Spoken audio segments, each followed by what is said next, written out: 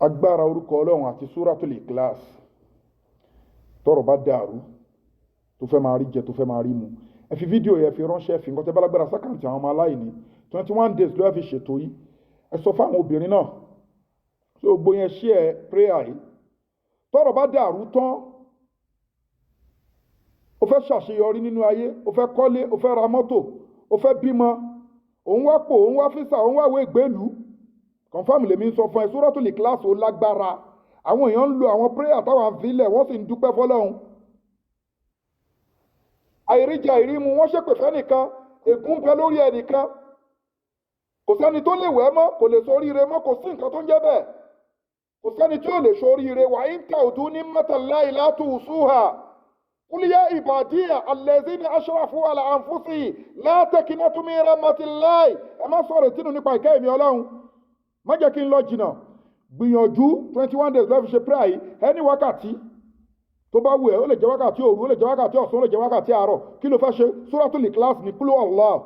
verse 4 ló wà nínú kúlú Allah tó bá ti ṣe tó ti dàníyàn tó ti ṣàṣàlátù àwọn mùkọ́dímọ̀ alhamdulillahi àṣàlátù alánà bí ó ti dàníyàn wàá bọ́ sórí ètò àdúrà yìí wàá ṣe kúlú Allah ad wàá wá ṣe ya Samad ya Latif ya Samad ya Latif wàá ṣe 313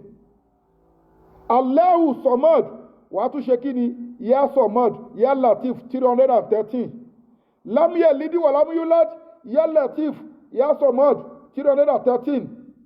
wa lam yakun lahu kufuwan ahad ya Samad ya Latif 313 bí wàá ṣe ṣe nìyẹn every day